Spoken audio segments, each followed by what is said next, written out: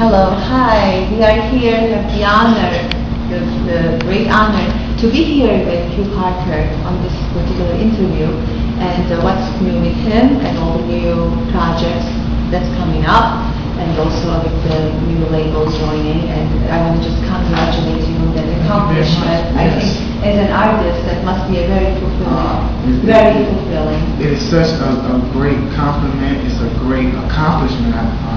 I would say it's a very good accomplishment, and it's something that I sought after for about 2.5 years. Yeah. They always say, anything that you get instantly may not mean as much if you don't have to go through some things. Yeah. And this journey for me has been about 2 years, and I finally got the ideal deal situation that I really wanted. A partnership with Malaco Records and a good friend of mine who goes back to my Arista days, Lionel Rittenhour, and it's been a great marriage. It's been a great marriage. Excellent, excellent. Now, of course, as you know, this is a big entrepreneurship, and as an artist, you are studying enough over the years of experience how to portray this particular business perspective. Because if you have the both knowledges, I guess that excels you into the next horizon. Well, yeah, people don't realize that it's not just the music industry or the music business, but it's the business of music. Absolutely. And really understanding that this is a business that we're in. Like children, we love to display our talent, yes. But at the end of the day, you are owners of your gift. Absolutely. And if you don't treat it as such, it'll get misused, it'll get walked over, it'll just be lessened and lessened and lessened.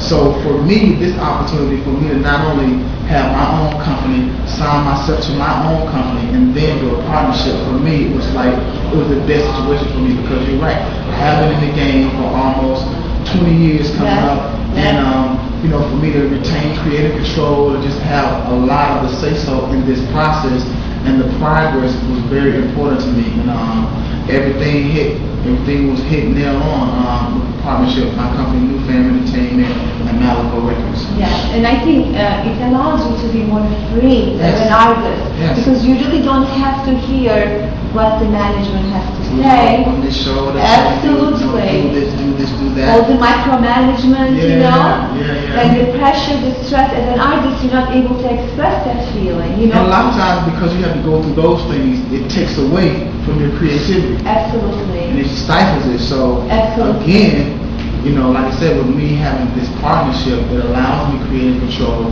They respect what I bring to the table. Absolutely. It's a mutual respect. When I sit in the boardroom across from the executives at Malaco and the executives of New Fam Entertainment, we're just giving and taking like this. It's a mutual respect. It's not like they're the label, I'm just the artist, but they're the company, I'm the company, and how we're going to do this together. Absolutely, absolutely. The powers are equalized. Yes, and your say-so, you're dominant of your own power, therefore you have more say, and this is the major issue, I think, with new artists coming up. Right. When you really don't know the business, right? You don't know the business like you said they That's so typical. That's so typical, because you think about it, when you're a young artist, all you want to do is let somebody hear you sing. I just want to sing. I just want somebody to give me a record deal.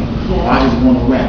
And a lot of times, that desire, and you're so passionate about that aspect of it, that in the beginning, the paperwork is like secondary. Exactly. I just want to sing, and don't worry about it. It's okay. Exactly. We'll deal with that later. Exactly. But the reality of deal with this first, because my mission is to, we'll talk about this a little bit later, one of my companies, is to prevent artists from going through what my group had to go through, and that is signing a bad initial contract and really just having to just be a man and suck it up and work your way out of it.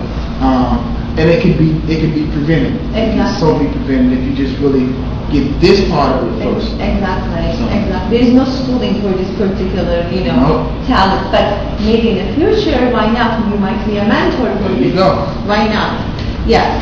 So, what should fans expect from your new upcoming album, The Manual? The new album is titled The Manual, and it has a very unique spelling. We spelled it capital M-A-N, lowercase U-A-L. And the reason behind that is, for years, we started in this game teenagers, 15, 16 years old. Yeah. So you guys, fans and everybody, you guys have watched us grow. Yes. And not only just Q from 112, but it was important for me to let everybody in on who Q Parker, the man, is. Yes. And how I've grown, and how I've matured, not only as a man, but as a songwriter, as a producer, and just a complete entertainer, businessman as well. And what's on my mind now as a grown man, from a lyrical standpoint, from a musical standpoint. So that's how you got the man. I want everybody to be introduced to Q Parker, the man. Right. But then when you add the second part of it to make the manual, I believe that my goal is to be, I'm here for the ladies. Yes. I make my music for women. Sure enough, the guys, they can partake in it, but I just really believe that there's a shortness of male artists that really just cater to women. A lot of times, we're so caught up into being in the clubs and making sure when I go out to the club that my record is played, at the different points of the club, but not realizing that as a man, you women, y'all need somebody that's gonna really just sing to you, really cater to you, and really just focus on you, and that's my mission. The second part of it is, it's a manual because it's like a how-to guide as it relates to love and relationships. Absolutely. Because I believe, and this is my opinion, I believe women need to understand that you have to demand certain things from God. If you don't, we'll just take what you're giving us. Exactly. And I believe that in a lot of situations, women settle for less. This is true. And not really just make a guy just really step up to the plate and just be all of what they require.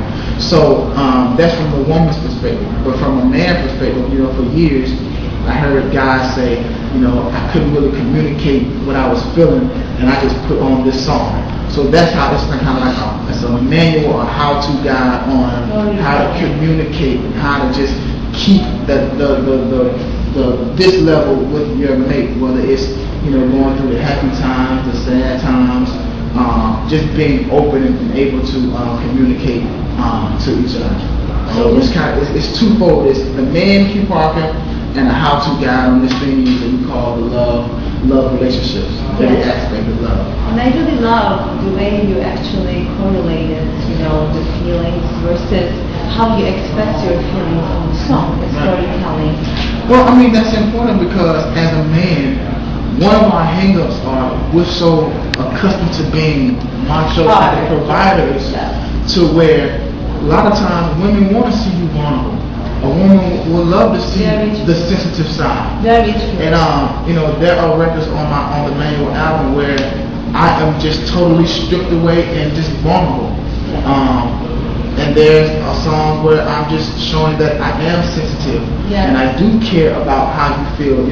It's okay to say, babe, I just had a hard day at work today, and right now it ain't about no sex. It ain't I just want you to just hold me. Exactly. You know what I mean? Like it's things like that I think men should realize that it's okay. Yeah. And if you would actually really expose that of yourself, the woman will really love and appreciate you even more. Absolutely. And it just examples of those things that you'll get in the manual album. I stripped myself all the way down and just really just laid Q Parker on the line. So beautiful. It's just like opening your soul. Yes. Yeah. We all humans, we all have those feelings where we have to express. Yes. So more men, I think, should start singing or listen your songs. That's our mission. Yes, the mission. That's our mission. We're gonna teach some lessons to those men who are more cold-hearted. Yes. Let's say. Yeah. What do you think of your sound? My sound, when I open my mouth, you can't help but hear 112 because it's in my blood. That's where I come from. Absolutely. So I would say that my sound is classic 112-ish, soulful, very sexy, serene, and again, like I'm a fan of all types of genres. Yes. I love gospel, jazz, classical, all those things. But in the core of me, I'm just an R&B guy. Yes. I just love R&B, and I just love crooning and singing to women. I just love that. So that's my sound. Just smooth, sexy,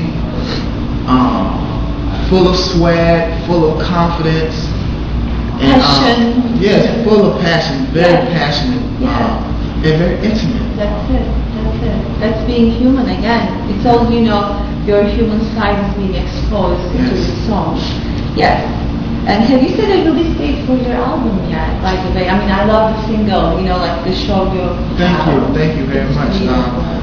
We don't have a locked in release album date yet, but I can tell you that it'll be the summer. Looking at June or July. I'm from the school where I believe you should give people reason to go and buy your album. Yes, because absolutely. we all know money don't come easy these days. And No. to go out and spend $16 on an album when you only just like one song, Exactly. it's pretty much a waste. That's why the single downloads have become so popular. Exactly. So for me, I wanted to at least give the fans 2 solid records so they can feel like, you know what, I love the first single and I'm liking this second single, so it's worth my investment in this album.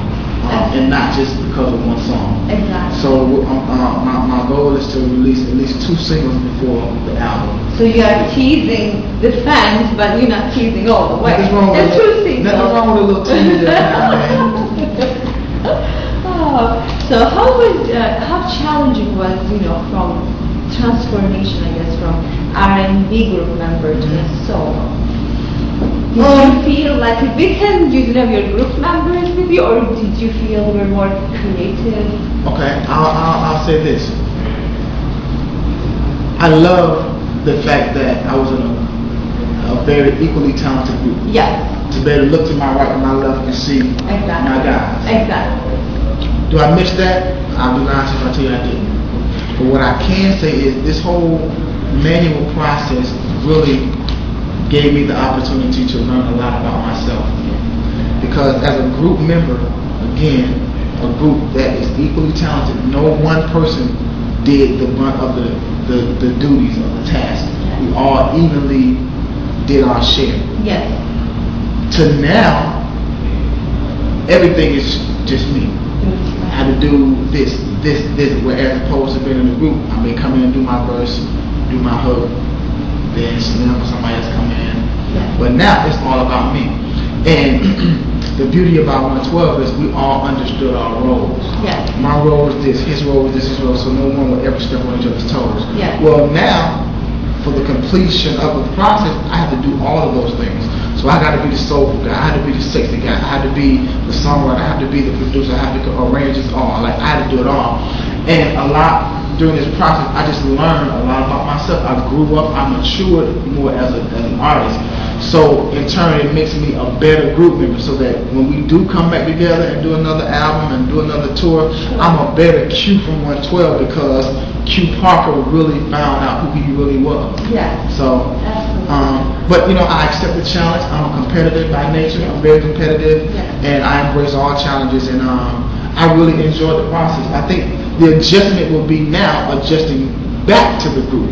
Yes. Because I've really been just doing Q Parker, so I embrace them both. I enjoy it. Yes.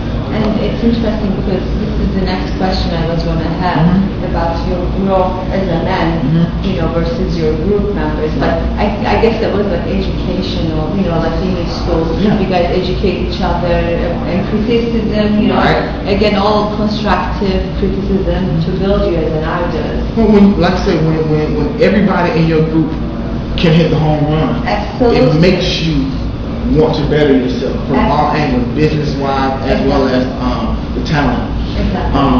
And I took everything that I learned from all the 112 albums and stories and experiences, and I brought them into Q Parker. Now, sure enough, I'm going to learn some more things along the way, but I believe I couldn't have gotten a better teacher than 112 to prepare me for Q Parker. Yes. Yes. I like that. Yes, I like that a lot. High, right? Yes, absolutely. 112 was the best way to prepare me for Q Parker. Exactly, absolutely. That's, Yeah. yeah. I remember that now. Yeah, exactly. That's the product, we must say, yeah? All the true reaction and you have the product at the end. Very beautiful. Okay, what do you think about the social media and the influences on music today? Any Man. positives, any negatives, anything? Well, I mean, it's definitely positive because we're able to reach so many people by just the click of a button. Yes, absolutely. I go back to the early 90s when we were first discovered. We didn't have those outlets. We basically had to just be at the right place at the right time. Yes. And when opportunity presented itself, It was much harder. Yes. Much harder. Yes. And I think it allowed the true talent to be seen. Filtered. Yes. We are filtering the true talent. Now, Absolutely. with time comes changes and enhancements, and we all have to adjust to the time. Yes. So I don't knock today's industry because we're living in those times. This is true. Very true. And there have been some talented artists, very talented artists discovered on YouTube and all the social networks and Facebook and Twitter. But there also have been some that have just eased their way on in and may have been less talented, but a lot marketable. Image was out the roof. So again, for me, somebody that came in the heart of an R&B kind of brainwave, blood, I can appreciate the true talent when I see the true talent. But again, I just kind of encompass it and make it a part of what I am right now. So, of course, I'm all over Twitter, I'm all over Facebook, I'm all over my YouTube page and all that kind of stuff because I understand it's what is today. Yes, And you be a fool and not get in the game. This is true. Yes, in other words, you're the product. You're the product of your own talent. So Yeah. that's why all this particular, projects and anything that you are expressing to evolve yourself as an artist Right. is gonna be growing further and further and further. Right. Any international studies or any international tours? Well, one thing, again, I always have to go back to 112. I love the fact that not only were we loved in America, but in other territories as well. Like we have a great following in Germany, Australia, Japan, the UK, all over. Yeah. And because of that, of course, I told you earlier, whatever I experienced with 112, I bring it to Key Parker. So I definitely services the record over in other territories, and every time I go over there or we go over there, the reception and the response is great. And what I come to find out is other territories love R&B music. Yes, absolutely. I mean, music is a universal language and it's so funny just how important music is. I was talking to, had a meeting at the Recording Academy for the Grammys, and Yeah. we were just talking about the music in the schools and how they have taken music out of the schools and stuff, and not really realizing how important music is to all of our lives. Music is something in us all that music has a connection to, and that's from birth. Yes. And and I see that every time I go abroad, whereas a person may not can speak your language, Absolutely. but they can sing your song Yes. word for word. Yes. As soon Yes. as the music goes off, they can't tell you I love your song. Absolutely. When you play the song, they'll sing it with you. This is true. And to me, that is like phenomenal, and it lets me know that you cannot underestimate the power Yes. of music. Yes, they feel you. The fans feel you in the heart. Yes. I guess any last words for your fans? Last words for my fans would just be, I'm very appreciative. Loyal fans. I'm very Like the loyal grateful for the support that everybody has given us. As a fan of 112, also as a fan of Q Mike Slim and Duran. Like I always have said, I'm an R&B guy, and I'm gonna give you great R&B music. Ride this thing out with me, help support me, continue to support me. Follow me on all of the social media sites. Twitter is Q Parker 112. Facebook is Q Parker Music. My YouTube channel, Q Parker Sings. The calendar site, Q Parker Fitness Calendar. Hot. And I promise you, I'm gonna keep servicing great music. I promise you that. We appreciate it for your time. It's a pleasure. Thank you. Fans, follow him. Twitter, Yes. tweet him, buy his singles, buy his release albums. It has been a pleasure. Natasha, bye-bye. Thank you. Lately we've been having the same convo about 2-3 times a week. And girl, I know how much he put you through. Say you're trying to play the role, so I act like I just don't know every time we speak. All it takes is just one look at you. I can see it in your eyes. You ain't been happy in a long time. Hey, you know, I know you too well for you to try to hide it. You deserve it. You deserve the best. It's a shame that you settled for less. So it's about time